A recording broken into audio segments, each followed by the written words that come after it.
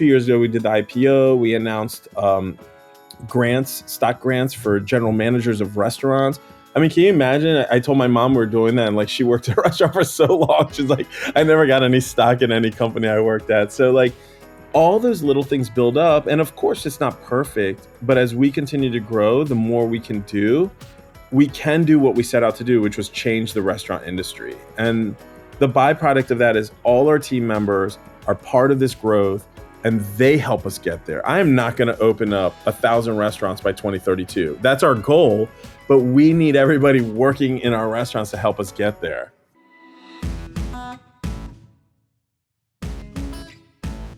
Hey there, I'm Emily Washkovic, Yelp small business expert. And here on Behind the Review, I interview entrepreneurs and industry leaders to get all the tips and tricks you need to grow your small business. Today, you're going to hear a conversation I had with Ted Xenohristos, the founder of CAVA. You might know the brand because they have over 300 locations nationwide. But Ted actually took me back to when they were one location and told me about how they were able to grow and scale and make such a loved brand. Let's give our conversation a watch. Today is going to be a very special episode. I have the distinct pleasure of interviewing Ted Xenohristos, the founder and chief concept officer of CAVA. Depending on where you live in the country, you might have already dined at a CAVA, but it has a story of small beginnings, and that's what I'm really excited about. Ted has a journey that he has been on from small operator to a huge nationwide brand, and I'm so excited that you're here with us today, Ted. Thanks for joining us. Thanks for having me, Emily. I'm excited to share my story. It's been a long journey, so lots to cover. Let's see if we have enough time to get through it all. It's going to be great. So to kick us off, tell us a little bit about CAVA today. What does the brand look like? What's the concept and the feel that a customer would experience? Yeah, so CAVA today has about 380 locations in about 28 states and District of Columbia, where I live. We were founded and started in the DC metro area. Our first location was actually in Rockville, Maryland. It's basically, build your own. It's Mediterranean inspired. So both my parents are immigrants from Greece, and we used a lot of that inspiration from visiting there, growing up eating that food to build out our menu and kind of go through the line. And it's, something that's natural to everybody these days. You choose your bowl or your pita, and from there you put different things in there, and things that range from grains and greens to chicken and lamb and falafel, these kind of like adventurous flavors and really kind of different kinds of foods that are inspired by the Mediterranean region. Now, Mediterranean for us is not thinking about Italy and Spain, but think about Greece, Turkey, Syria, Lebanon, Israel, the northern African coast. And what do these things have in common? They have these amazing, bold flavors, spices, and then we use those to build our flavors up with foods that people know. So chicken, grilled chicken, honey harissa chicken. And so you'll build that bowl or that pita sandwich, and then at the end, you'll put whatever toppings you want and sauces and dressings. So, our restaurants range from 2,000 to 3,000 square feet. You can dine in, you can order online, you can do curbside pickup, you can do drive-through. But the real exciting thing for us is that we're able to share all the foods I kind of grew up eating with so many different people. Right now in only 28 states, but hopefully we'll get to the rest of the country soon. I have no doubt that will happen. And honestly, this concept has really evolved in many ways, but still stayed true to the original menu items and just the cuisine that you're really bringing for people to experience and explore. Tell everyone about how CAVA first got started and what it looked like when you were just operating that original restaurant. Oh yeah, it's a great story. I mean, like I said, my mom is from Cyprus. She's an immigrant from there. My dad from Greece. I grew up eating this food, right? And I think the first time I met Brett Schulman, who's my partner and the CEO of CAVA, he said, let's create this kind of faster, casual version of it. And he said to me, he's like, let's focus on the healthy part. And I was like, well, I'm not like a healthy eater. I don't eat salads and healthy foods. He pointed out that this Mediterranean, concept and food and diet, for lack of a better word, is naturally healthy. And so, although I didn't realize it growing up because it was just the food I ate every day, this is what we built it on. And so, that first restaurant ever was a small location in Rockville, Maryland. It's about 1,500 square feet. It was a old Russian bakery, and we went inside to take it over. And we really wanted to share the food we grew up eating, and we wanted to share the quality of that food, the recipes. Our moms made us this food all the time. My mom used to always make dinner all the time, and we wanted to do it for an affordable price and something that people could share. So we built that first restaurant with our bare hands, everything from dollar store, Target, Home Goods. I was a waiter at an Italian restaurant. My two founders, Dimitri and Ike. Ike was also a waiter with me, and Dimitri was a cook, a chef at a restaurant next door. So we built out this little dark cavernous cave in the middle of what I call nowhere. It was about 45 minutes to an hour outside of DC, in a failing shopping center. We built it for about $10,000. We used our credit cards. We maxed them out. We did everything by hand. Lots of stories there. But eventually we got it open, and the first few weeks were a struggle. Nobody was coming, but slowly they trickled in. And we used our Mediterranean hospitality that we grew up knowing, without a marketing budget, without signs outside, without a POS system. We gave people free things. We gave them free drinks, free food, free dessert. And they eventually told other people. And before you knew it, that little restaurant had a really long line. And eventually, after 6 months to a year of operating that one restaurant, we said, let's open another one. And we started doing that. And within that, we started selling our dips and spreads at grocery stores. So we basically run these restaurants throughout the day. And then at night, we hand package these dips and spreads, tzatziki, hummus, all these dips and spreads that we sell today in Whole Foods. And we deliver them to the grocery store at like 5 a.m. I remember my first delivery I took. It was in the back of my Nissan Maxima.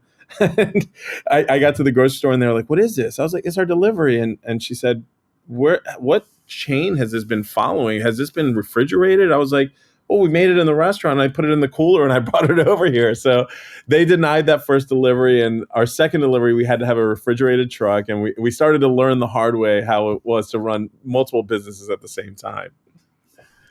Oh, Ted, those are so many great stories that you just packed right in there. But I can picture you back in the day running around making all that happen. And I didn't know that your mom is from Cyprus. I studied abroad in Cyprus my senior year Oh, of college. nice. Yeah, Yeah, I have a special place in my heart. she's from Limassol now. Her family. She was originally from Famagusta, but during the invasion there, like they had to leave, and that's actually when they came to the United States. So they've never been able to go back to their childhood home, but their family's all based out of Limassol today. So beautiful country, Oh, really nice. yeah. I was Yeah, at the University of Nicosia, so we yeah, had a great time and we were in yeah, a travel program. So we would go to other countries quite a bit. So it was an yeah. easy, like, central place. But yeah, I have really good memories there. It's a great Um, jumping off point there. I mean, that is the heart of what we call the Mediterranean, the Levant region, right? Like you can get to anywhere you want and see all the different countries, and what inspires Cava today. So it's an amazing place. Well, and even what you were mentioning about the food being healthy, but you were never thinking about that. It was just culturally what you grew up with. That was one of my favorite things about being in Cyprus was we were eating amazing, especially for college kids, but that's all that there was there, right? Was fresh Yeah, food, all these different small businesses doing their own little take on Mediterranean dishes and cuisine, and I love it. The food was definitely a big memory from that experience. So it's yeah. cool that you have all of that culture and you bring it into your experience today.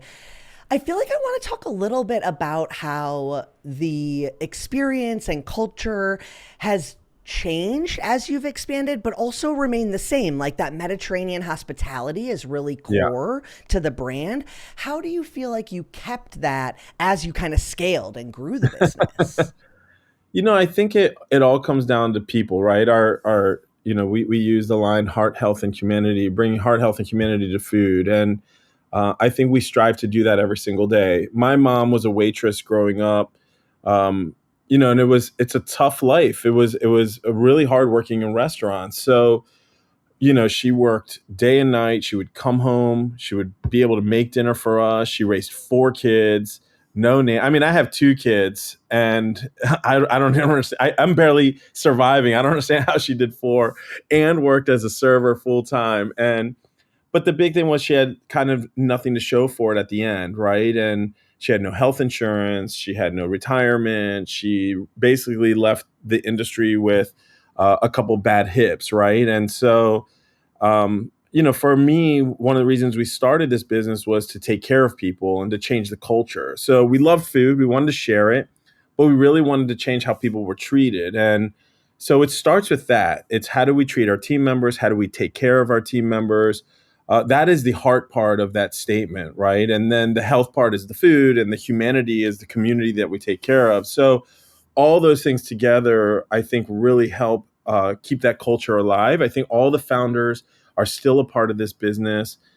We still, we still work really hard to execute on that dream to have a greater culture in a restaurant, right? Tuition discounts, family planning support, health resources for people, mental health resources, creating a sense of community within the restaurants themselves. We have a GM conference every year. We bring everyone together for like 4 days.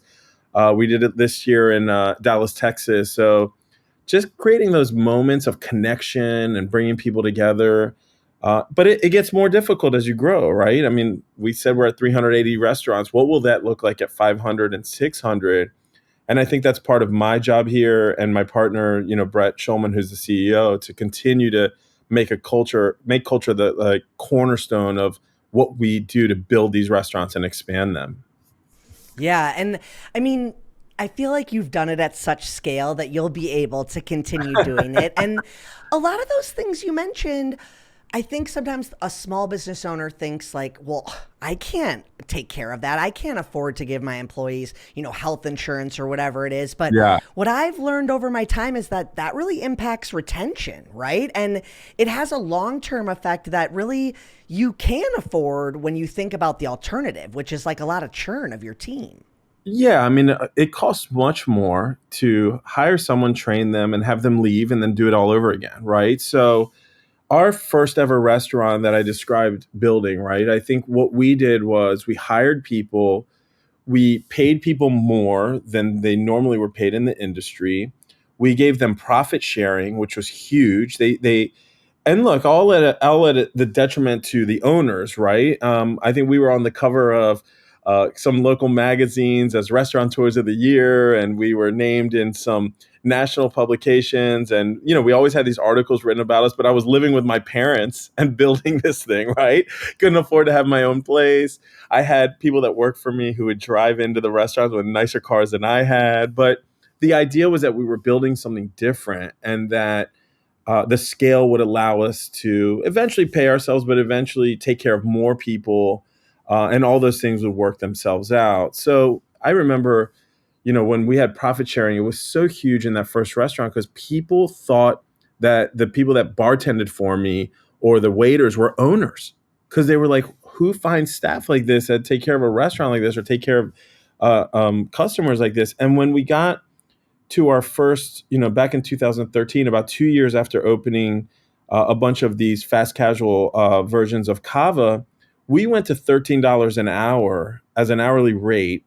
And minimum wage in some jurisdictions was like $7, 7.25. So think about that. We were almost double. And we saw our growth really take off because we were hiring people that really loved to be a part of this brand and gave us their all, right? And they felt like they had ownership in this brand. They were getting that. And, today, last year when we did, 2 years ago, we did the IPO, we announced stock grants for general managers of restaurants.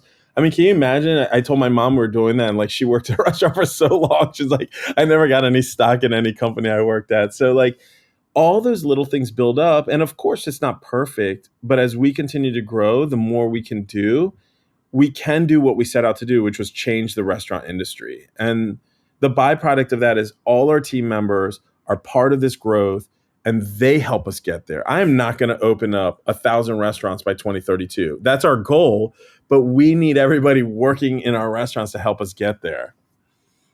Absolutely. And I think really having team members bought into what you're doing pays off because they have to be there, right? It's a job to some extent, but if they want to be there and they believe in the experience, that really comes across to the customer and they Yeah. feel that, you know?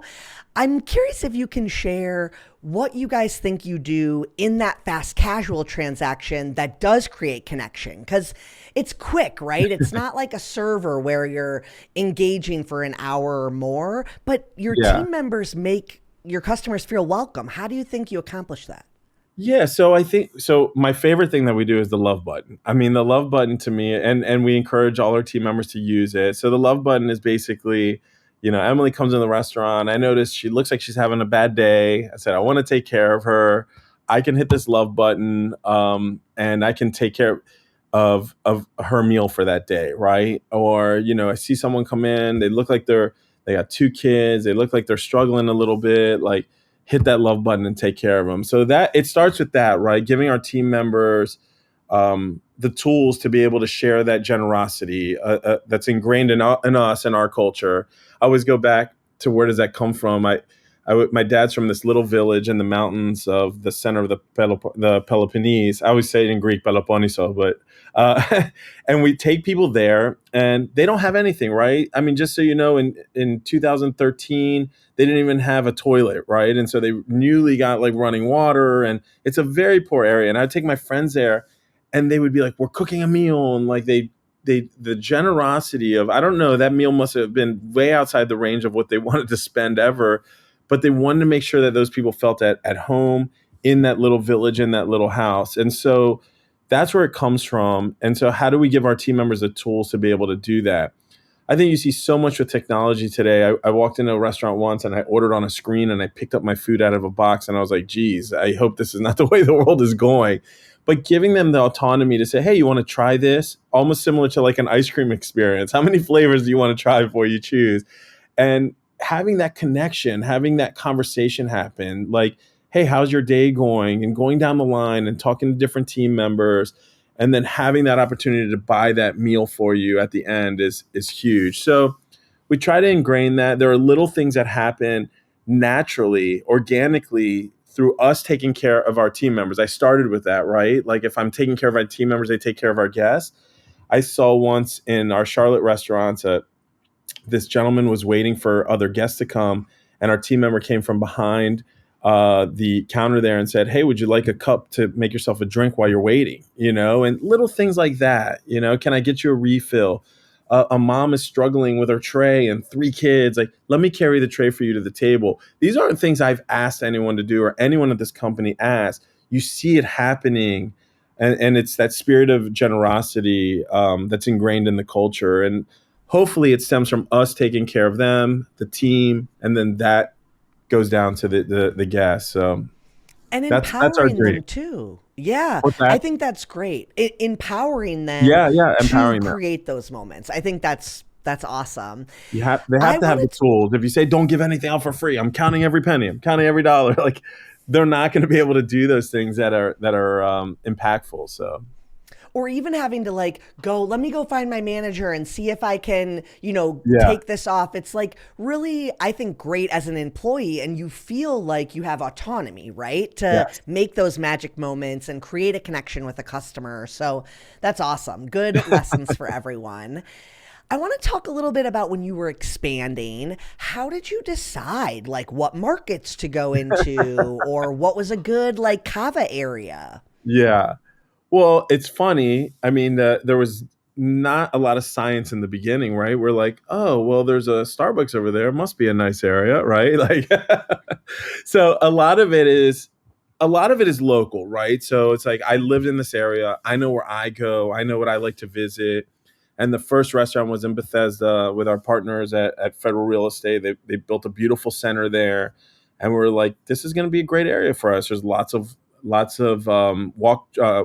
walking traffic. lots of other big brands that we share our ethos with, Starbucks. Let's say there's a Whole Foods there, right? And things like that, right? You look for early on. Now, today, that's completely different. That used to be kind of me and Brett saying, oh, this feels good. That feels good. And now there's an entire team. It's all data driven. You say, hey, our customers love X, Y, and Z. We can overlay that data. We can look at different areas of different trade areas and say, our customer is over here. We can open up a restaurant there. We can predict the sales almost to the penny because we know through the data that we use, we can track that and figure out where the best locations are. So a lot of that, you still have some instinct, right? You're like, you got to have a little bit of that. Like, well, there's no parking here. You go out to LA and you can find the best spot in the world. And if there's no parking, nobody's coming to you, right? So there's a little bit of overlaying that into it. But we have an amazing real estate team. I think a lot of times I tell this story, and I tell story about human resources, people and culture, real estate. There are amazing people that work for CAVA. I just want to make sure I relay that. People that know more about real estate than I will ever know. And so they do an amazing job of laying out where those locations will be. And then we'll have a selection committee and eventually choose which ones we can operate in also, right? If I said, hey, let's go open up in Greece, because everyone always asks me that, how are we going to run those restaurants from the United States in Greece? So there's logistics that have to do with supply chain, there's finding labor, there's the real estate itself. So all those factors go into it before we eventually choose a location. I love that. Thanks for giving us the background on how it used to be and how it's evolved, because I was going to dig in deeper on that. So you set yourself up perfectly. I want to talk a little bit about food quality at scale. I know we talked Yep. about the importance of fresh ingredients and all of that. How do you maintain consistency as you scale? And maybe that has to do with your experience doing the dips and stuff too. I mean, that was really like consistency across a large scale, right? Yeah, I mean, look, that's core to my job. My job here, I look at my job as chief concept officer, right? I want to make sure we have amazing food, we have a beautiful restaurant space that you're eating it in, that your ultimate experience once you enter a cava is the kind of experience you would expect, and we're consistent about that, right? And I'm here as a founder. What I started with was our ethos to serve what we call Mediterranean food, right? What I grew up eating. So my mom, my dad, the village he's from, you walk through it and you see oregano growing on the side of the mountain. You see chamomile growing on the side of the mountain. You see whatever livestock you see, that's what you eat. And it was all about freshness and quality. So you think about Italian cuisine and French cuisine, they're driven by technique, right? Like, I must make this sauce like this. I must make this like that. And historical, like, if you make a cacio e pepe, you better make it with this pepper and it better be with this cheese. Pecorino, it cannot be Parmesan, right? So if you look at Greece, it's not so much about that. It's about freshness of the food. And you talked about it earlier in Cyprus because, they're obviously Greek Cypriots there. And it's all about the freshness and how quickly I sourced it, right? It's about the tomato growing right there. How do I pluck that and eat that right away? So that is the ethos we use here at Cava. How can we serve the freshest food? So avocado is not inherently Mediterranean, but we must get that as fresh as possible, right? And so chicken, anything that we make, tzatziki with fresh yogurt, with fresh dill, we tried to find partners that could help us make our dips and spreads right at scale, because we cannot sit here and make all these dips and spreads in our restaurants and to taste the same every single day. We could not find anyone that can make it with fresh garlic, fresh dill. No one. So what we went and did was built our own facility. We built a facility in Laurel, Maryland. We now built a new facility in Verona, and we're looking to build a third one. And that is allowing us to continuously make our dips and spreads and some of our dressings with fresh quality ingredients. So this is key, right? This is not something that anyone else can copy or do, because we own that. We own the production from beginning to end. And so we continue working with great partners like Stavros, who's my good friend. He brings in our olive oil and our olives from Greece. about an hour from where my dad is from. I'm the lucky one who gets to visit every year and make sure that's running well. But again, we know that source. We know where the olive oil is coming from. We know where the olives are coming from. There's huge issues with actually knowing where olives come from today. Kalamata is a very well-known region. They're famous olives. They are bringing them from different parts of the world that are cheaper to produce, bringing them over to Greece, packaging them up in Greece, and then calling them Kalamata olives. So we know where olives come from. We know the source. We have a trusted partner. And so that's what we build, right? We build a trusted supply chain, and wherever we can bring fresh food in, we bring it. So if we can get romaine from Maryland when growing season's happening, we can do that. Otherwise, we have to bring it from California or we have to bring it from Mexico. So we bring the freshest possible product we can bring from different parts of the United States. And then we work with guys like Stavro or Damascus Bakery, which makes a beautiful, it's got like 9 living grains in it, sprouted pita bread, things like that. So you never kind of say, oh, we can't make this anymore. Figure out how to make it by keeping the freshness at scale is really the most important job I have here. I love that. Okay, I want to talk a little bit about your loyalty program. CAVA has a loyalty program, Yep. right? Do you mind explaining to people how it works and maybe any like lessons you've had, things that didn't go well or things that really seem to connect with your clients? Yeah, I think we're always trying to deepen the personal relationship we have with our guests, whether they're coming into our restaurants or they're engaging with our digital channels.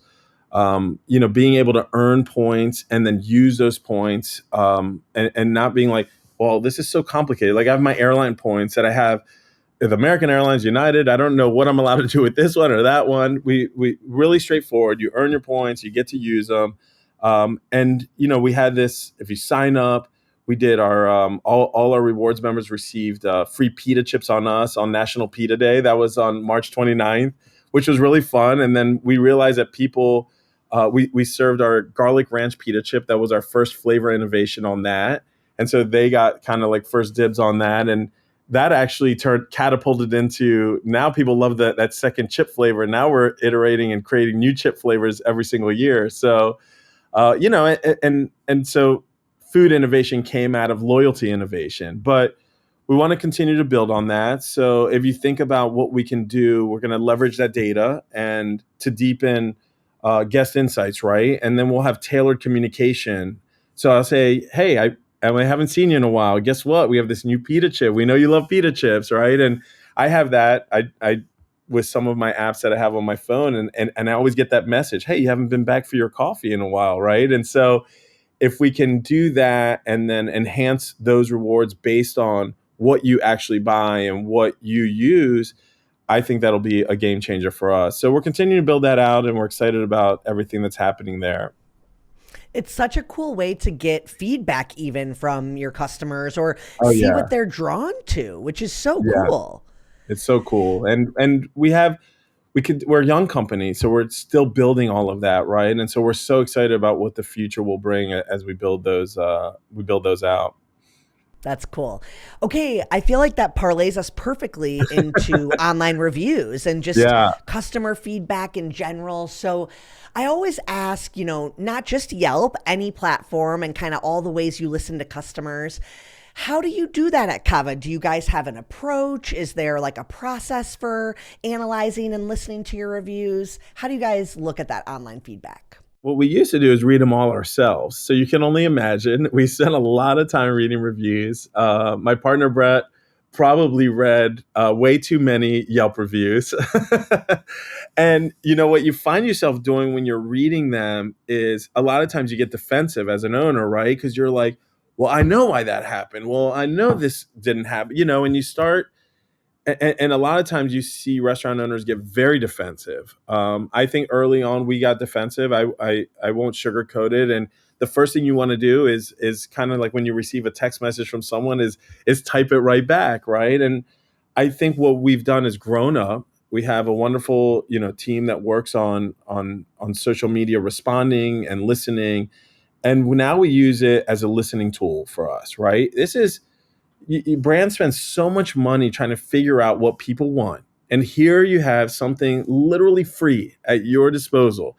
People are literally telling us what they want, what they didn't like, and we have an opportunity to take that all in, synthesize it, and say, this is what people are asking for. Do they want steak? And we're able to deliver something like steak. We took our meatballs off the menu. People let us know that they were not happy with that. We it took us a couple years. We innovated something like steak and made all those customers happy, right? So you have to be able to take the positivity and the negativity all in one, right? So it's the positive ones are great, right? You're like, yes, I'm amazing. We're great. We delivered an amazing meal and the food is great. But the negative ones are the more useful ones. And really I wouldn't consider them negative. I would say the honest ones, right? And so it allows us to continuously connect with our customers and really give them what they want. So Well, and sometimes it's just about perception too, right? Like, what does your guest see or think? And it might not align with what your goal is. Like, I think food is such a subjective thing, right? Like, you could be making your dish the exact way it's meant to be made, but maybe they don't like the taste of it. And it's like, well, what are we supposed to do with that? So, restaurants, I mean, you guys are the first ones who kind of experienced that online. And I use you as a reference all the time for other industries because it's like, okay, it's not helpful if you just go on there and say, well, you don't know what it's supposed to taste like. You yeah, just need to take it in. You might not be changing anything, but it's like a peek inside a customer's brain, right? It's like a little yeah. bit of info. Yeah, I think, and if you think about it, like if they say it's not supposed to taste like that, it could mean actually with 380 restaurants that there are a select group of restaurants that maybe are making it differently, right? Maybe someone's adding too much salt or too much pepper, right? And then when we go out and even like testing, so we're currently testing salmon right now, and we're testing chicken shawarma. So getting that feedback is also helpful, right? I'm not going to be in all those. We have salmon testing in Tampa and Atlanta, and I'm not going to be in both those cities every day in all those restaurants. And so we actually go searching for those reviews and looking for them and seeing people call those things out. What do they like about it? What don't they like about it? So all those are helpful tools in helping us dial in not just the recipe, the offering, the cooking method, but if we're doing it right in our restaurants. They share pictures on there, right? That doesn't look right. I can see that that's wrong. So all that stuff is super, super helpful as we continue building out that pipeline and our culinary innovation. So Absolutely. You have shared so much great quality info with people. I always ask like little questions at the end to kind of close us out. So don't think too hard about these, just like okay. your gut reaction, okay? If you were going to launch Cava today, what's something you would do differently? Ooh, there's so many things we did differently to get here. Wow, that's a tough Or one. maybe what's something that you did that you think like really impacted your growth? Was there an accidental success? Well, I think more so we learned from actually our mistakes, which was actually well, two. I got one. I'll answer that question, and then I'll throw in another one. So, to answer your question directly, when we were making falafel, our grinder didn't come in, and so we weren't able to traditionally grind it the same way. And we actually left whole chickpeas in there, and that's kind of like a signature. It's a signature call out on our falafel today, right? So it's something that we kind of did and learned, and we were able to parlay it into a differentiated version today, right? And so early on, we were trying to like master every recipe and be exactly what Mediterranean was. Like, oh, it must be a traditional tzatziki, a traditional hummus. We ended up doing hummus without oil, which is not traditional at all, and people love us for that today, right? So being able to try different things was amazing. Meanwhile, we tried serving yogurt at the end of our line. So imagine a kava line today, and at the end there was a yogurt bar with a bunch of different toppings, a la pinkberry, if you think about it like that. And there was just like kind of like yogurt everywhere, toppings everywhere. We were throwing away fruit all the time, and what we figured out was let's do more with less. Right today, today our combinations, we have, if you take all the things that we have on our line, it's 17.9 billion different ways that you can build a cava bowl with all the toppings and dressings we have, but we don't have that many at each decision point. So limiting those choices, making it easier for the customer to make those choices and not offering too much. So if we add something, we have to take something away. And that is a lesson learned when we took over Zoe's. They had a pantry that was so big, it wasn't allowing them to execute all the things that they wanted to do. And so we were able to apply that lesson learned at CAVA today and make sure that we limit what we make, limit what we serve, but do it right. And so that everyone who comes in has a consistent experience. That was great. I totally forgot to ask you about acquiring Zoe's. Yeah, I mean, the quick version of that is we took it over and they had about 400 locations, and we had to figure out which ones we're going to keep, which ones we wouldn't keep. But the big idea of that was that we had this coastal smile, and we had the West Coast and the East Coast, and we brought it all together with the Zoe's locations in, mainly this Texas and center of the country. And we called it the coastal smile strategy. And so we were able to slowly convert those Zoe's restaurants into Cavas, and they were instantly successful. And a lot of the team members that were in those Zoe's were stayed on board to run those Cavas today, and then led us into the IPO, which was a huge moment for us also. So lots of big milestones, but again, it was the team members that helped us get here, the team members from Zoe's that helped build those restaurants into successful Cava brands, and those same team members will fuel us to hopefully 1,000 restaurants by 2032.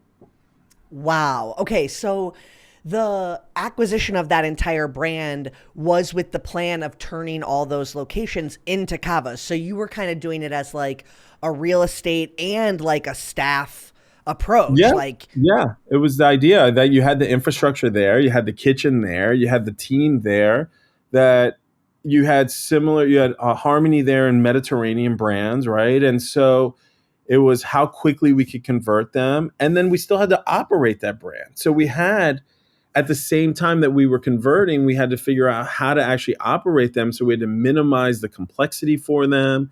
We had to revamp some of the sourcing because it didn't meet CAVA sourcing standards.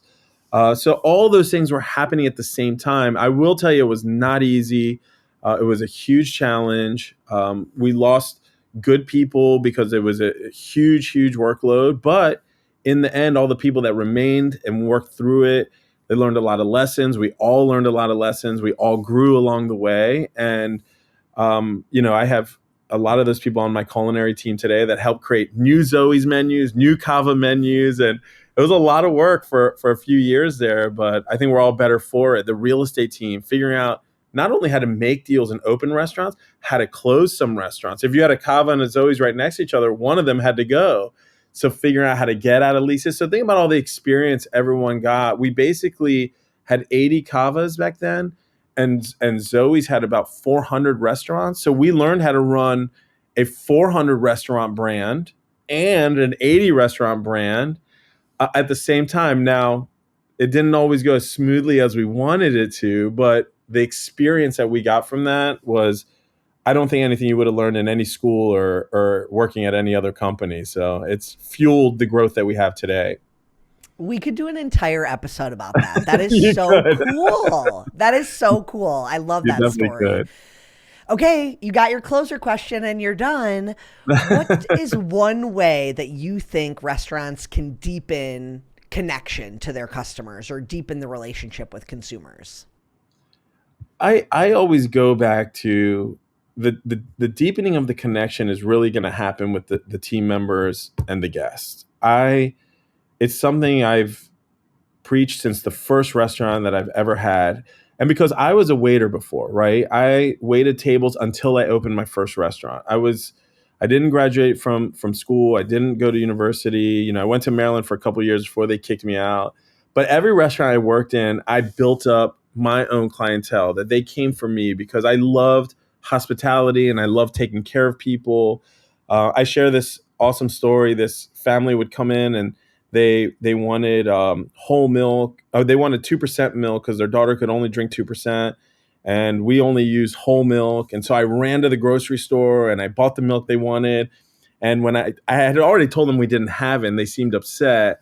And then when I brought the milk to the table, they didn't believe that I had it now. They're like, how did this miraculously turn from whole milk to 2%? And so I didn't want to tell them the story, but I told them that I went to the grocery store, and they were like so thankful, and they came all the time. And that little like $2 milk turned into probably thousands of dollars they spent in our restaurant. When their daughter graduated, now I'm aging myself, but when their daughter graduated from school, they had our graduation party and they catered it through our restaurant. So those little moments will deepen that connection. But that was me being a server and waiting on them.